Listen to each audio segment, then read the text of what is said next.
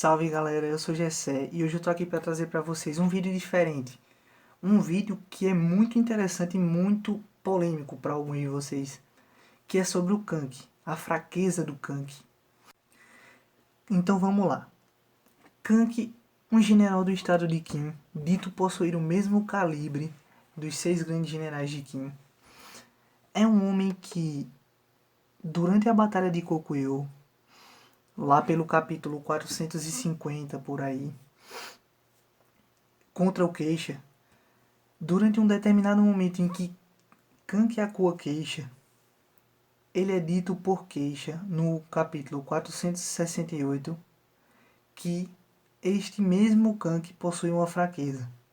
Detalhe, galera, o nome do capítulo é O Afortunado e o Desafortunado.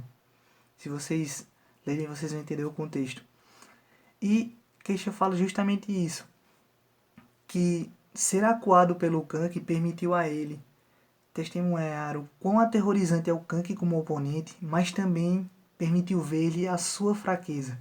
E que fraqueza seria essa, galera?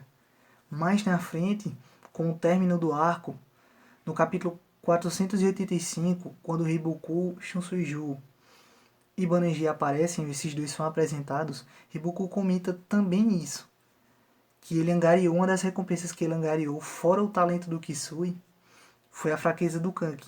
E ele promete ao próprio Keisha que vai se vingar com as próprias mãos do Kank. Então vamos direto ao ponto. Antes disso, eu queria deixar uma observação para vocês. Essa observação ela também é um ponto que pode ser explorado por um eventual inimigo que Kank venha enfrentar, que é o seu exército. Galera, o exército do Kank é um exército composto por bandidos, correto? Se nós tirarmos pequenos clãs que contém pequenos oficiais leais ao Kank, como o clã Raido, o clã Zenou, o clã Saki, a galera do Hingyoku, a galera da Kokuou, a galera do Maron. Se nós juntarmos todos esses, eles não compõem sequer 40% da capacidade total do exército Kank. A grande massa do Kank é de bandidos. E todos esses outros clãs também são de bandidos, mas eles possuem uma lealdade maior ao Kank. Digamos que eles são os raiz do raiz.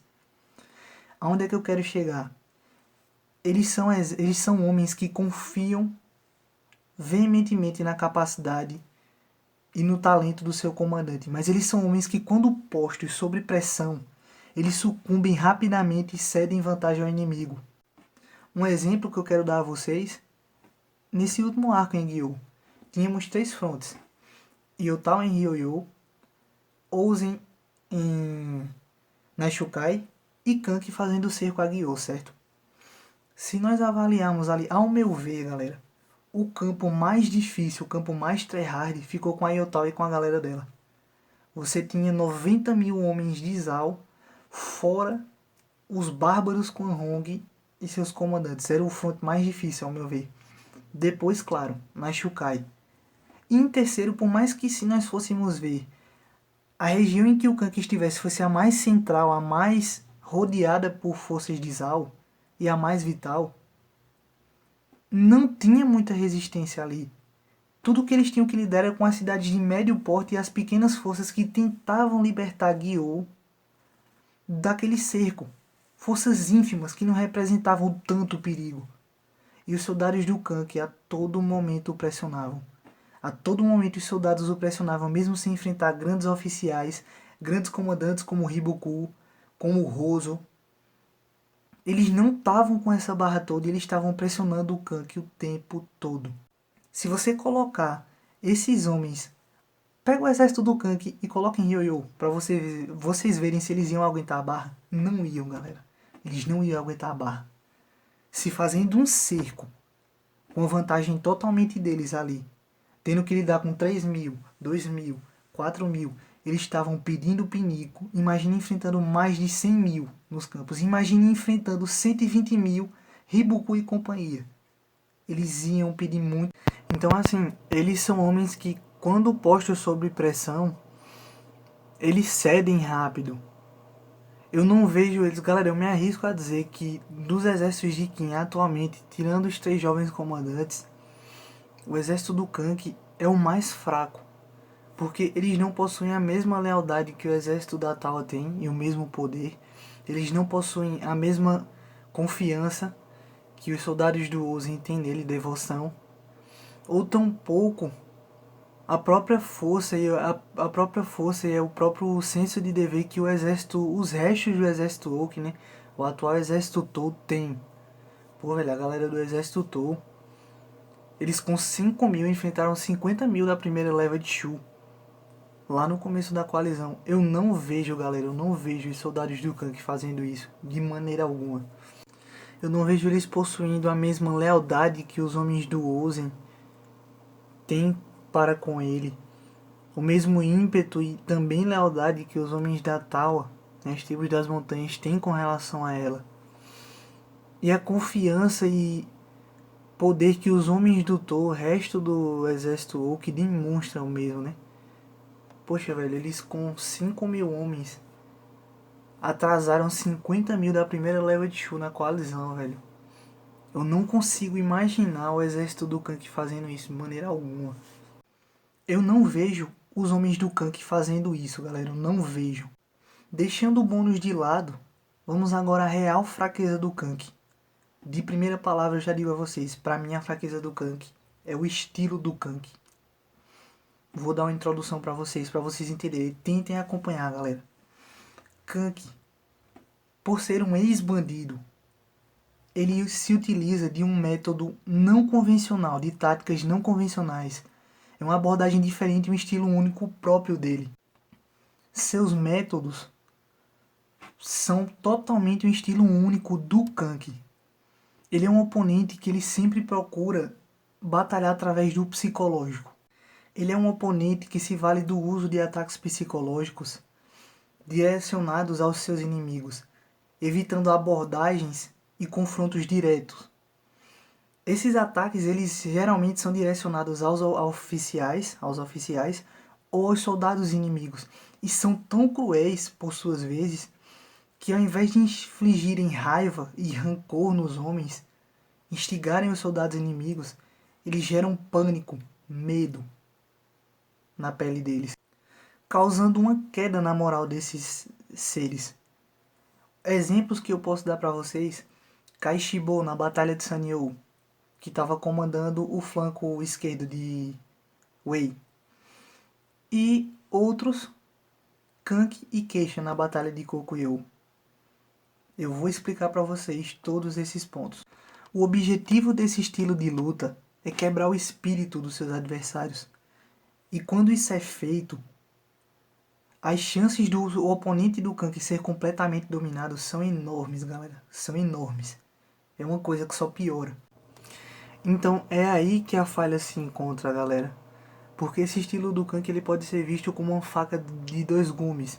É um estilo que, se muito bem empreendido, ele traz resultados absurdos. A gente viu aí em Sanyo, vimos em Kokuyo. Mas são resultados que, se eles falham em serem empreendidos, o Kank ele tem muito prejuízo. Porque ele demandou tempo, ele demandou recurso, ele abre mão de várias coisas para jogar de tal maneira. Você abre mão de espaço para tal.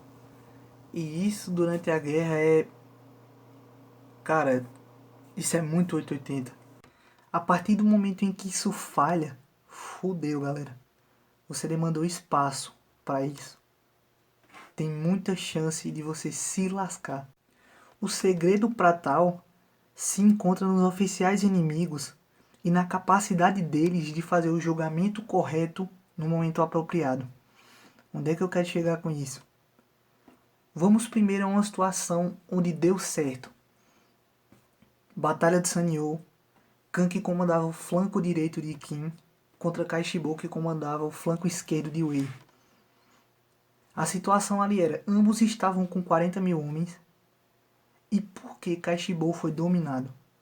Kai Shibo é um bom lutador, possui capacidade de intelecto para formular estratégias. Era um general de capacidade. Por que ele foi dominado pelo Kank? O estilo de Kank de abordar táticas de guerrilha e fazer coisas cruéis como árvores de cadáveres com as patrulhas capturadas, com as tropas derrotadas, infligiam medo nas tropas. Kaishibo, por ser um guerreiro experiente, ele não se afetou com isso. Ele se afetou com os homens estarem perdendo a moral, porque ele enviava os olhos dos soldados para o QG, fazia várias artes com os homens. Então ele se afetava com isso, porque ele viu que ao invés de trazer aquele sentimento de raiva, de retaliação nos homens de Wei, estava quebrando a moral deles. Estava deixando eles apavorados com isso. Ele se frustrou com os soldados e os soldados estavam frustrados com ele. Por quê?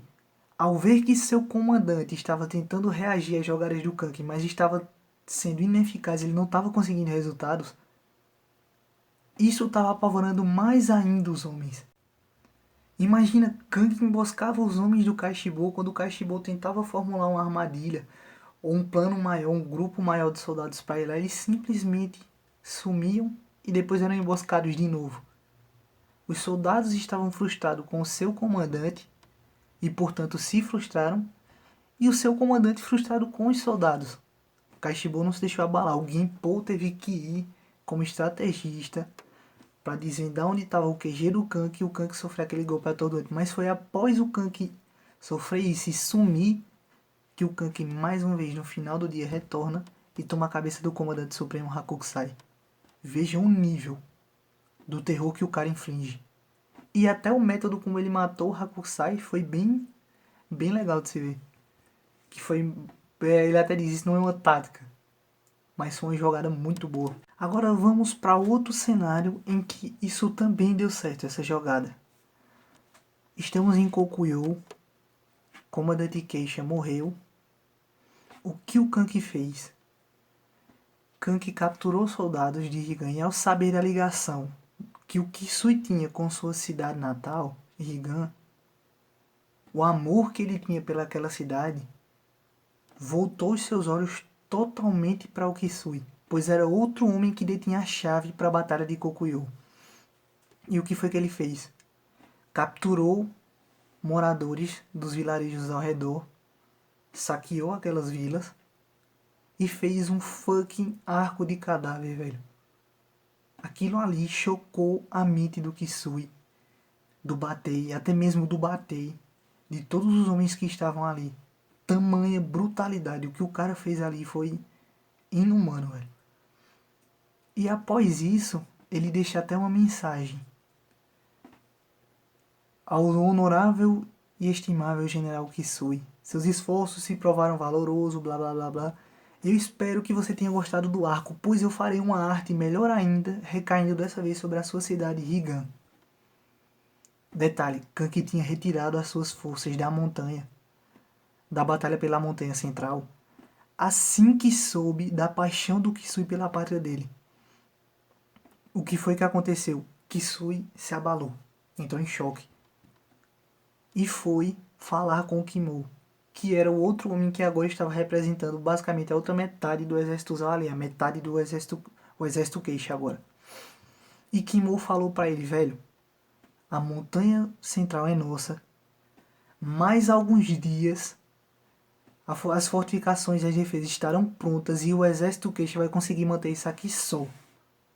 Mas se você for, eu não duvido de que Kanki vá à sua cidade, mas se você for no encalço dele, com certeza tem tropas escondidas aí embaixo que vão começar na hora um ataque à montanha central. Ele disse, eu entendo o que você sente, mas eu estou aqui, eu não estou lutando por uma cidade, eu estou lutando por Zao. Você tem noção de que se essa região for perdida para as forças de Qin e se tornar uma base, consequentemente toda a região oeste de Zao estará ameaçada? Kisui, mas é minha cidade, véi. Ele faz, então vá, véi. Dito e feito, assim que Kisui foi no encalço do Kanki, começaram, tropas de Qin saíram, incluindo a unidade de Shin, o clã Zenou, atacaram a montanha, tomaram a montanha, Kanki se dispersou aos ventos e subiu para Kokuyo como campeão. Foi um feito absurdo, se valendo apenas dessa informação do Kisui. Galera, foi tão absurdo que a própria Karyoten falou que nem mesmo Hibuku, nem mesmo Shoreikun cogitariam tal abordagem, porque o que ele fez foi uma aposta. E deu certo. E que mesmo grandes estrategistas se sentiriam pressionados diante de tais resultados, porque as baixas eram como especuladas para essa batalha pelas colinas de Kokuyo, eram como moedores de carne. E graças à tática do Kank cessaram para menos da metade do que era esperado. Foi muito foda. 2 vezes em que a tática do Kank deu certo. Mas e se ele encontrar alguém que não se deixe levar pelo terror psicológico dele? E se ele enfrentar alguém que seja frio? Quais os 2 únicos homens que descobriram a fraqueza do Kank até agora? Keisha e Hibuku, homens que podem ser considerados frios. Keisha eu nem preciso falar porque Keisha é frio. Ah, mas Hibuku ele é um homem gentil, ele é visionário, ele é sentimental. Mas Hibuku também é frio. Prova disso. Tudo bem que o que ele fez com Xiongnu vinham fazendo com o povo de Tempo, mas Hibuku criou todo um plano para lidar com o Oki. Muitas vidas foram perdidas para matar o Oki. Ele criou aquilo no sangue frio para lidar com um potencial inimigo problemático. E deu certo. Ele, juntamente com Shu Shikun, o primeiro-ministro de Shu, formularam um plano com os demais 6 estados para varrer Qin do mapa. Tudo que tinha em Qin eles iam varrer. Hibuku, quando ele quer ser frio, ele é frio. Mas ele também é um homem ponderável. Ele é um homem que põe o que está em jogo na balança e vê que riscos isso poderá acarretar. É aí que vem. Eu vou dar mais um exemplo onde o jogo do Kank deu certo, mas ia dar errado, vocês vão entender. Agora vamos para o exemplo Queixa, que é esse exemplo onde ia dando bom e ia dando ruim. O cenário, mais uma vez, é a batalha de Kokuyo, só que antes do exemplo do Kisui.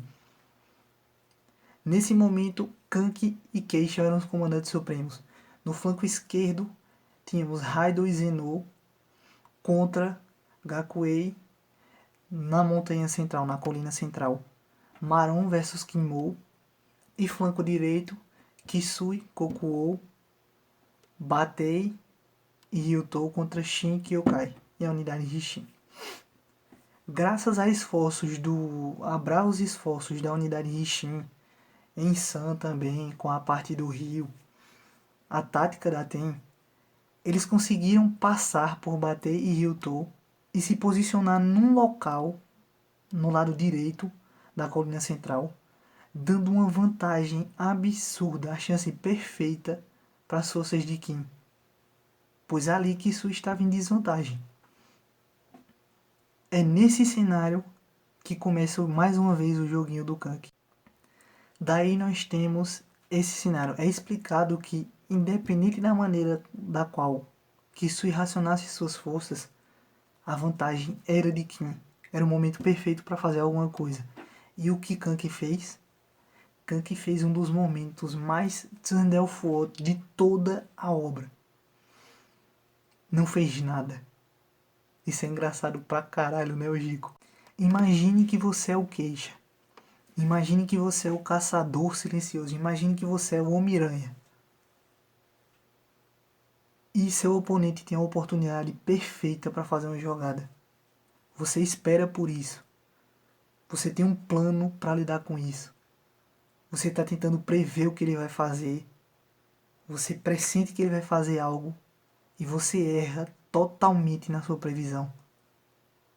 Você é totalmente contrariado. Imagine a indignação, a frustração, a raiva que isso gerou no Queixa. E Kank sabia disso. E no outro dia, Queixa furiosamente lança um ataque para devastar os homens que trouxeram essa boa oportunidade para o Kank, para devastar a unidade de Shin, já que Kank ainda se mantinha inativo, sendo que Kank já tinha executado uma pequena jogada. ele se lança sobre a unidade Rishin furiosamente. Batei e Ryuto chegam por trás. Eles começam a engolir a unidade Rishin. E é aí que a jogada do Kank se revela. O único movimento que ele fez: tirou o Zenou do clã esquerdo e despachou o Zenou para matar o Keisha a partir do momento em que Keisha saísse da sua zona de conforto. Imaginem a cara do Keisha, o medo, a falta de reação ao ver um homem trucidando os homens da sua guarda, ao ver o clã dele, que é o mais impetuoso e brutal do exército Kank, destroçando seus homens, mordendo eles, partindo eles em pedaços. O próprio Kank falou: grave essa visão em seus olhos, Keisha. É como a presa se sente. Esse cenário era o cenário onde a caça, o caçador virou a caça. Onde Keisha, que estava acostumado a lascar seus inimigos, estava muito, muito fodido, velho. Ele ficou ele ficou tão sem reação, galera, que mesmo depois, quando ele duelou com o menino Shin, morreu para o Shin, ele mesmo frente ao Shin, ele não se sentiu pressionado, ele não sentiu medo, ele não ficou com aquela falta de reação. Mas frente ao Zenou ele ficou. Foi o cenário perfeito ali. E graças ao Kisui, que salvou o rabo dele, ele ficou vivo. E foi aí que ele falou: isso me permitiu ver o quão você é aterrorizante como inimigo, mas me permitiu ver a sua falha. Você pode dizer: ah, mas eu não estou entendendo, cadê o terror? O que era que o Keisha tinha a perder? Keisha, diferente do Kashibo, não era um homem que se preocupava com os seus soldados. Keisha é um cara frio. Keisha, diferente de Kisui, não é um homem que se importa com o povo. Keisha se importa consigo mesmo. Ele é um homem que possui sonhos, objetivos, aspirações, dívidas, como a gente sabe com o Hibuku. Ele era um cara que queria chegar a um dos 3 grandes céus de Izao, ele queria retribuir o favor que Hibuku fez por ele. Galera, o próprio medo do Keisha era ele mesmo morrer daquela maneira. E Keisha, galera, após ele falar isso, após o que se salva ele fala isso no capítulo 468. Você pode reparar que a cara do Kank não tá muito boa, porque ele sabia que se o Keisha saísse daquela situação, de algum modo saísse, ele poderia ser punido. Keisha, após isso, galera, após Keisha testemunhar o que a vida dele ficou por um triz, após ele se cagar nas calças, Keisha nunca mais ia se arriscar a tal ponto. Keisha nunca mais ia sair da sua zona de conforto. E Kank estaria em maus bocados. Porque a única coisa que significava pro Keisha, que era ele mesmo, não estaria mais em risco. Logo depois, né, nós temos o desfecho, né? Keisha cai para o Shin. Kank, a partir deste momento, já tinha mudado, tirado os olhos do Keisha e posto no Kisui, que era outra chave. Tivemos desfecho e tal. Faço uma pergunta a vocês. Finjamos que Ozen é um general de um estado inimigo. Ambos não conhecem o estilo um do outro. E temos um Kank versus Ozen. Eu não vejo Ozen perdido pro Kank, galera. Eu não vejo. Ozen é um comandante frio que vê os seus soldados e os seus oficiais como peças de xadrez. E estes detêm uma grande e inestimável lealdade ao próprio Ozen. Ozen não se afetaria de jeito nenhum com o jogo psicológico do Kank. E os seus soldados se manteriam fiel a ele, pois Ozen é muito capaz de reagir ao Kank.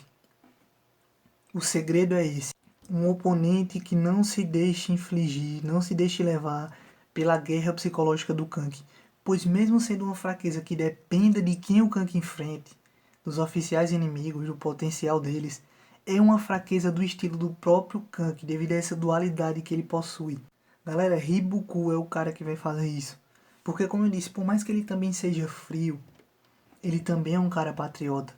Vocês acham mesmo que Hibuku, numa situação na qual Kisui estava, ele colocaria na balança? Vocês acham que Hibuku arriscaria por a vida de centenas de milhares de pessoas de Zal em futuras campanhas por algumas dezenas de milhares. Ele poderia até tentar ajudar as pessoas de Higan, mas ele não as priorizaria de maneira nenhuma. Se Kank enfrentar um cara que seja ou frio, ou um cara que saiba o que está em jogo e faça o julgamento certo, independente do preço, Kank tem sérios riscos de se fuder, galera. Então esse foi o vídeo. Se você gostou, deixa seu like, mano. Curta, comente e compartilha. Vamos fazer esse vídeo bombar. Por favor, velho. Mas é isso aí, velho. Vocês são foda.